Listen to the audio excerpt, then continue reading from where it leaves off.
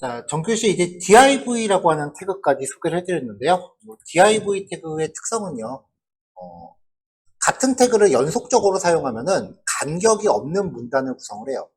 그러니까 p 태그를 연속적으로 사용했을 때는 문단 간에 약간의 여백이 형성이 됐었는데 얘는 그런 여백 없이 딱 붙어요. 그리고 모든 종류의 HTML 태그를 이 안에 다 포함할 수 있습니다. 자, 요 문장을 보시기 전에 밑에 있는 것부터 볼게요. 아까 말씀드렸다시피 각 태그에 고유한 기능을 부여하기 위해서 다른 요소와 중첩되지 않는 값을 부여해야 돼요. 기능이라기보다는 고유한 의미를 부여한다라고 보시면 될 것 같고요. 이렇게 id 속성을 부여하면은 이 id 값을 통해서 나중에 CSS나 자바스크립트랑 연계가 돼요. 그래서 반드시 그 파일 안에서 고유한 값을 명시해야 된다. 이 얘기 아까 강조 드렸고요. 그래서 이제 작성된 결과물을 보면은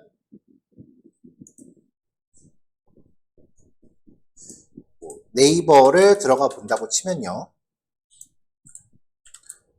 이제 네이버의 코드, 오른쪽에 코드 보는 거는 나중에 따로 알려드릴 거예요. 보면은 조금 보다 보면 이런 식으로 죄다 div예요. 죄다 div예요. 그래서 코드가 좀 길어지면 나중에 좀 알아보기 힘들어요.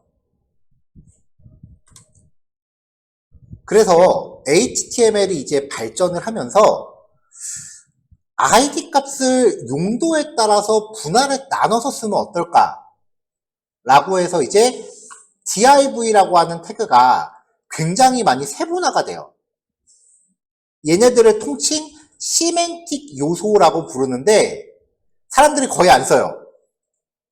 공부하기 싫어서. 그냥 기존에 div라고 잘 썼는데 뭐하러 이걸 새로 외워서 써요. 그래서 진짜 잘 안 씁니다, 이거. 대부분의 웹사이트가 이거를 디테일하게 적용하진 않고요. 그냥 div로 대동단결하고 있어요. 그래도 뭐 굳이 약간 쓴다라고 하면 웹페이지 하나를 이제 영역을 곰곰이 생각을 해보세요. 이게 웹페이지 하나라고 하면은 대부분 웹사이트가 이게 기본이에요. 위쪽에 로고랑 메뉴 들어가는 부분, 아래쪽에 카피라이트나 뭐 이런 영역 들어가고 가운데 메인 영역이 있죠. 그래서 통칭 요 로고 들어가는 부분을 헤더라고 부르고요. 아래쪽에 들어가는 부분을 푸터라고 부르거든요. 머리하고 발이에요.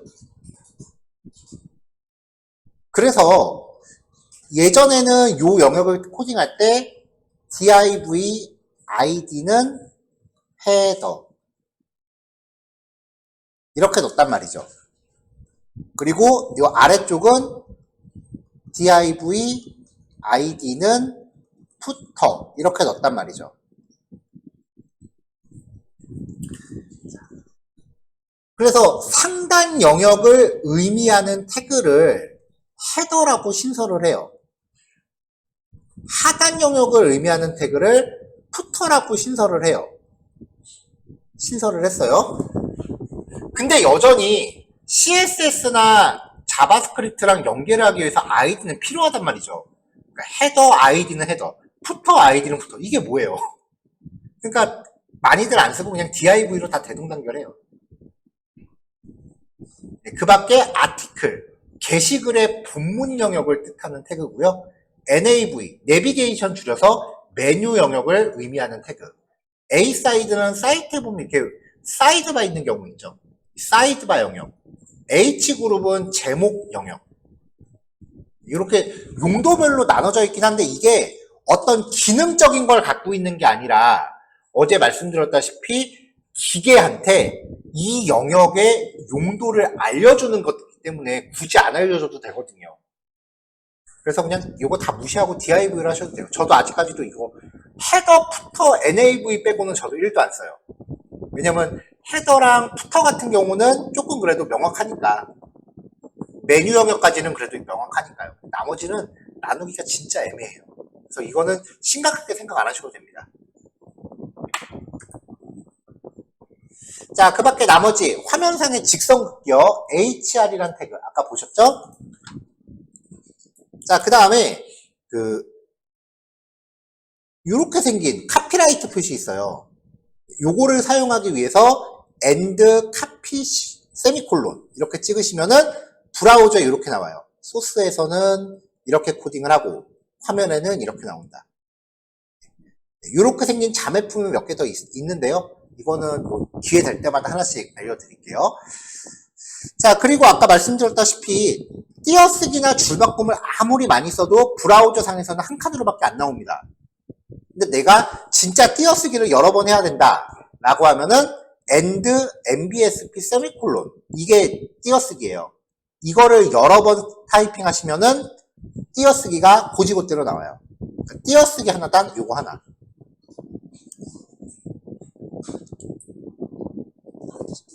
자, 그 다음에 지금 여기 보여있는 이런 거요. 문단을 만들 것까지는 아닌데 그냥 줄바꿈을 하는 경우가 있어요.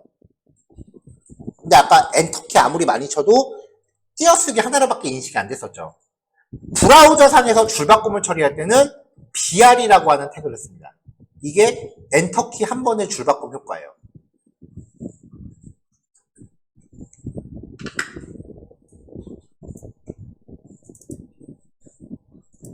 자, 이렇게 해서 이제 시멘틱 요소라고 하는 부분.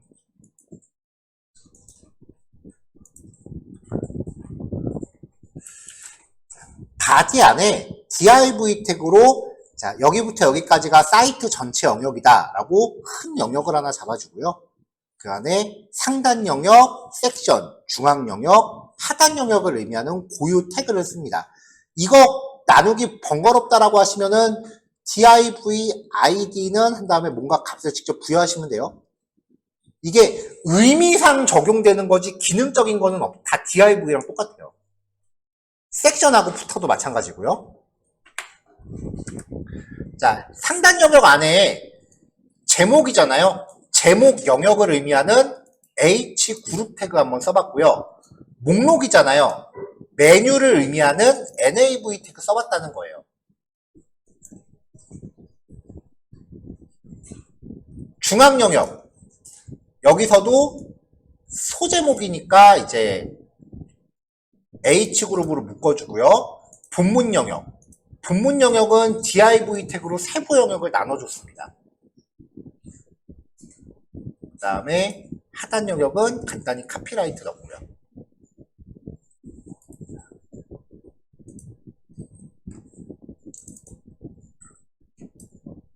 자, 이렇게 해서 브라우저로 확인하면은 div 태그이건 섹션이건 아티클이건 CSS를 넣기 전까지는 아무런 기능이 없어요. 자, 아까 우리가 만들었었던, 우리가 설치했었던 그 확장팩 있죠?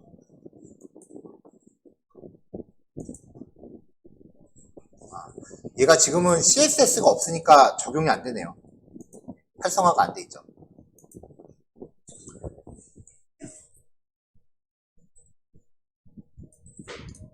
자, 여기까지가 해서 이제 영역에 관련된 영역이고요. 크게 문단 관련된 거를 봤으니까 이제 문장으로 넘어가 볼게요. 제가 소개해드리는 HTML 태그들이 HTML의 전체 스펙은 아니에요. 왜냐면 HTML하고 CSS는요, 지금도 계속 발전하면서 기능이 계속 추가되고 있어요. 예를 들면은, 이거 나중에 수업 때 말씀을 드릴 건데,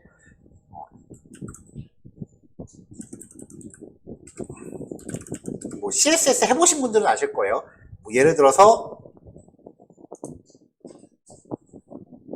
이 LI에 적용되는 디자인을 내가 만들고 싶다라고 하면, 자, 요거는 그냥 재미삼아서 보세요. 나중에 날 겁니다.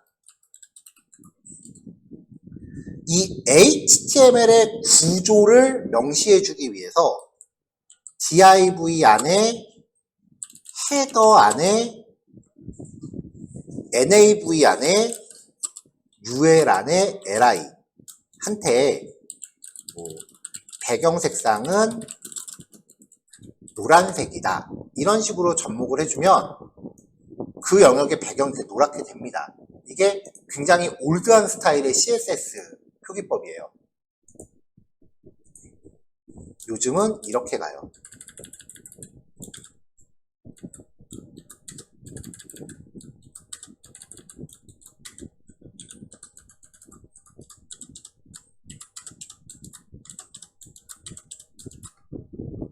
색깔은 제가 핑크색으로 바꿔볼게요. 요즘은 이렇게 코딩해요. 처음 보신 분들은 뭐 그런 것보다고 넘어가시면 되고요.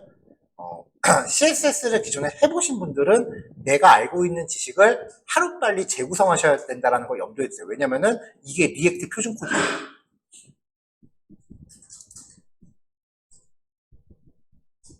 나중에 이제 이런 식으로 디자인을 입힌다라는 것만 잡아놓으시면 됩니다. 그래서 지금 저도 사실 발등에 불이 좀 떨어졌어요. 왜냐면 수업자료를 다 다시 만들어야 되기 때문에. 그래서 수업자료를 미리 못 드려요. 이게 계속 뭐가 바뀌니까 수업 전에 저도 전날 집에서 바뀐 거 체크하고 와야 되거든요.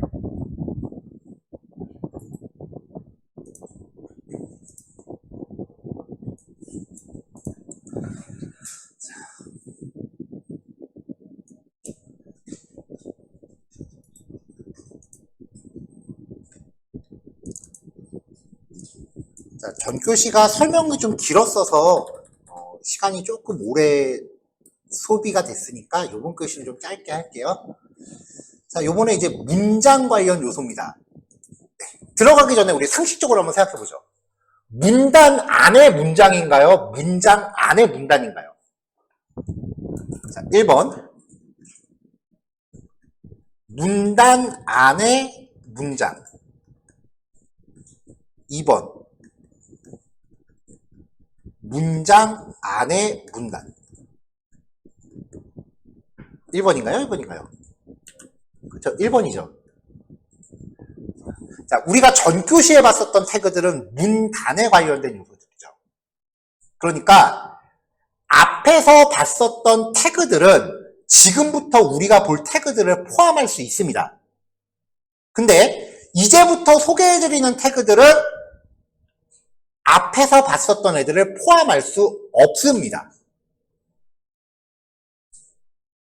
이게 원칙이에요. 근데 이렇게 코딩해도 웹브라우저는 최선을 다해서 보여줘요. 화면상에 아무런 에러 안 나고요. 그냥 잘 나와요. 근데 어제 말씀드렸다시피 시멘틱적인 규칙은 위배되기 때문에 웹표준에 위배돼요. 그래서 웹 접근성을 지켰다라고 볼 수 없고요.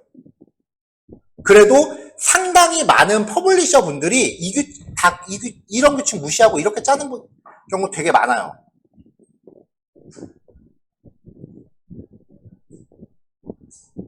리액트 가면 다 일어나요.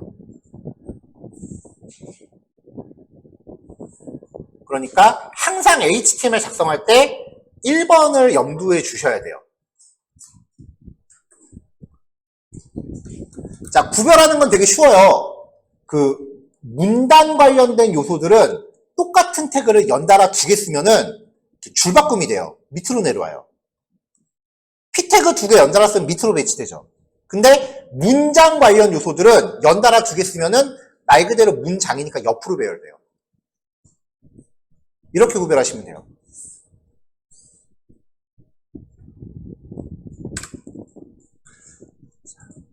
그래서 문장 관련 요소는 같은 태그를 연속으로 사용하더라도 문단이 구성되지 않으며 한 문장에 포함된다. 그러니까 옆으로 배열된다는 뜻이에요. 자, 1번. 이게 워낙 기본적인 태그이기 때문에 도저히 말씀을 안 드릴 수가 없는데 1번 내용은 이따가 쉬는 시간에 강의 실문 나가시면서 잊어버리셔도 아무 상관없어요. 폰트라고 하는 태그고요. face라고 하는 속성으로 내가 쓰고자 하는 글꼴 이름을 명시합니다. 예를 들면 붕서 이렇게 쓰시면 되고요. 컬러, 글자 색상이에요. 샵이 앞에 붙고요. 6자리로 표현이 돼요. 그래서 앞에 두 글자는 R, 가운데는 G, 마지막 두 글자는 B입니다. 조금 이따 좀 더 디테일하게 말씀을 드릴게요. 크기, 글자 크기고요. 1부터 7까지의 값을 갖습니다. 그리고 안에 내용을 작성하면은 이 내용이 여기 설정된 대로 표시가 되는 거죠. 자, 글꼴 이름, 내 컴퓨터에 설치되어 있는 글꼴 기준으로 작성을 해요. 근데 만약에 인터넷에서 내가 되게 이쁜 글꼴을 봤단 말이에요. 예를 들어서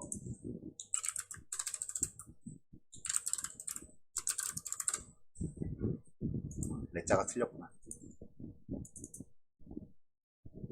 네, 이런 식으로요. 붕어 싸먹고서 나왔네. 이런 식으로 이제 글꼴을 만들어서 무료로 배포해주는 애들이 있어요. 빙그레 폰트, 배달의 민족도 폰트 있어요. 배민체라고 있어요. 보통 이제 진행 홍보 차원에서 그렇게 만드는 글꼴인데요. 자, 이 글꼴이 좀 이뻐 보여서 이 글꼴을 내가 설치해서 여기다 접목을 했다. 나한테는 그대로 보여요.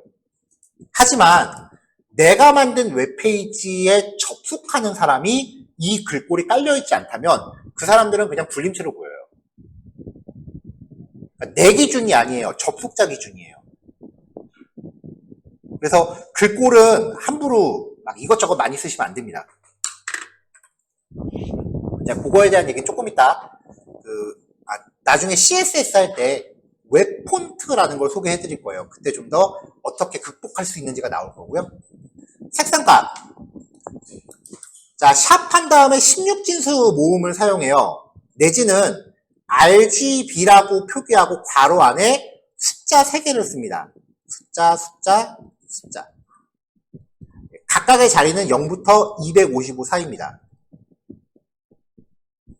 포토샵 해보신 분들은 아실 거예요. 보통 컴퓨터가 표현할 수 있는 컬러 수가 256 컬러잖아요. 그래서 0부터 255까지입니다. 이거보다 더 숫자가 커지면 어차피 사람이 인식을 못해요. 이거 어디서 보냐?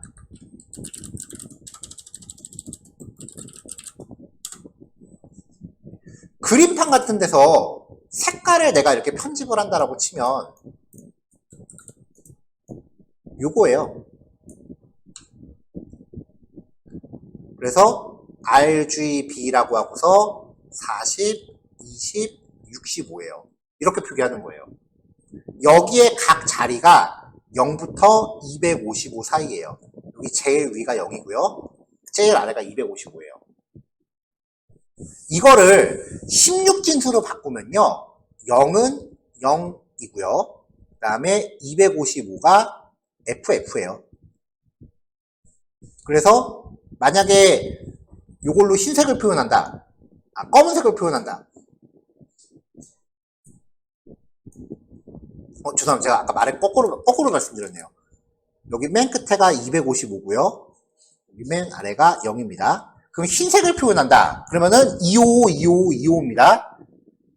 RGB 255, 255, 255 이렇게 돼 있거든요. 이거를 보통은 샵, FF, FF, FF로 표기합니다.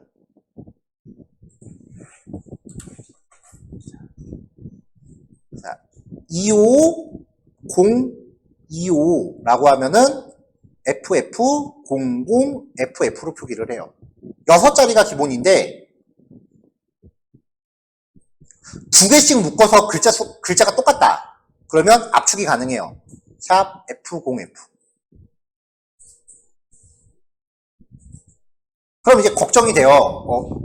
이거 언제 계산하지?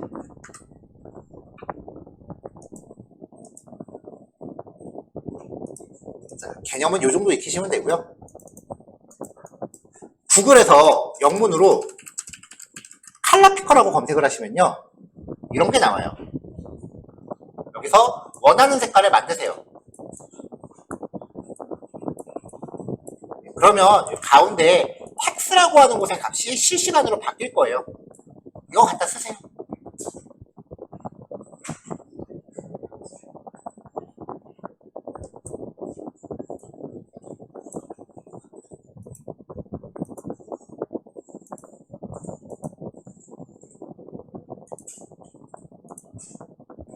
그리고 어제 우리가 비주얼 스튜디오 코드 익스텐션에 칼라 하이라이트라는 걸 깔아놨거든요.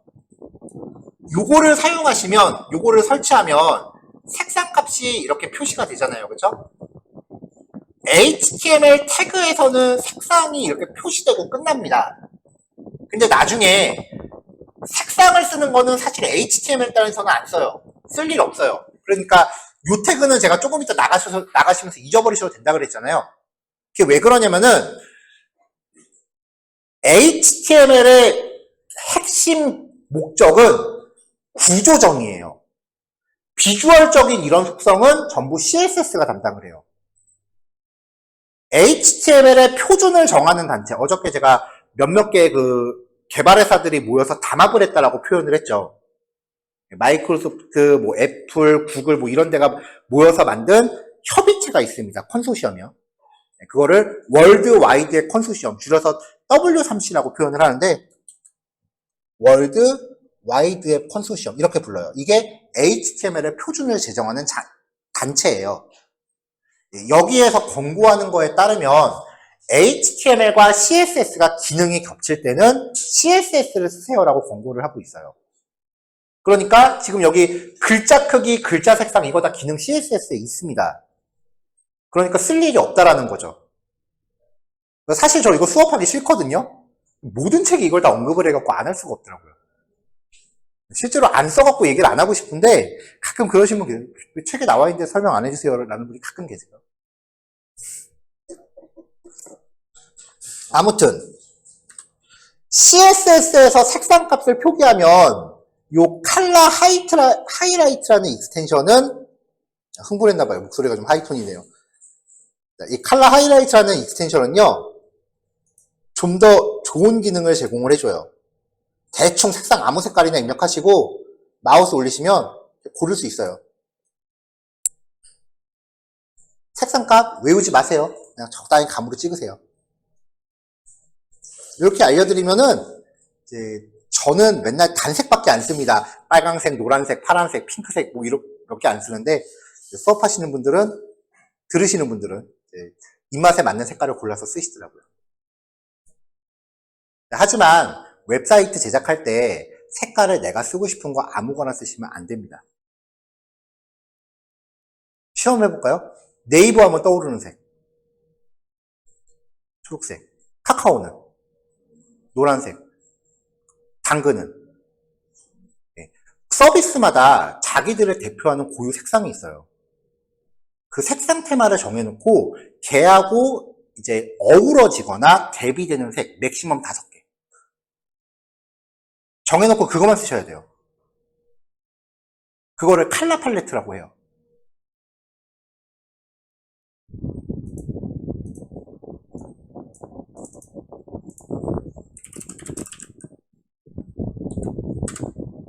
인터넷에 칼라 팔레트 제너레이터라고 검색을 하시면요.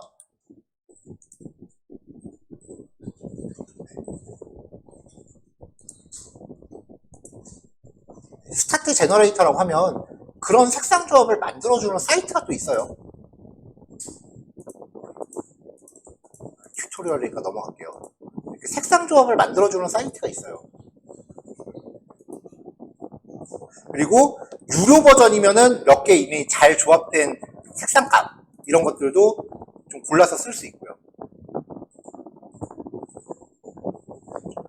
여기 익스포트라고 되어 있어요. 저도 오늘 이 사이트 처음 들어봤거든요. 왜냐면 비슷한 사이트가 워낙 많아서.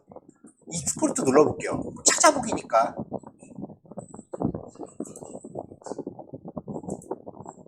네, 뭐 이런 식으로 이제 색상 값들이 조합이 되네요. 개수를 추가할 수도 있고요. 그래서 이런 것들을 만들어주는 비슷한 사이트들이 되게 많습니다. 어도비에서 제공하는데 저는 개인적으로 여기를 좀 많이 들어가요. 네임밸류가 좀 받쳐주잖아요. 여기에서 이제 하는데 이것도 좀 무료로 쓰기에는 조금 좀 제약이 많다. 그런 거죠. 특히 어도비 제품들이 요즘 어둠의 경로로 쓰기가 쉽지가 않더라고요. 진짜 힘들더라고요. 그래서 이제는 거의 포기하고 필요하면 딱 한 달 정도만 그 월 구독하면 한 25,000원인가 나갔던 것 같아요. 그 정도 결제하고 쓰다가 이제 다 쓰면은 이제 구독 끊고 그런 식으로 하고 있는데, 그래서 색상에 대한 거는 이제 원하는 색상을 선택하는 방법, 그리고 사이트 만들 때 그 사이트의 테마 색상을 보통 한 4가지에서 5가지 정도 정해놓고 쓴다. 그 정도만 말씀을 드릴게요. 요 다음의 영역은 이제 각자 개인의 센스 영역이니까.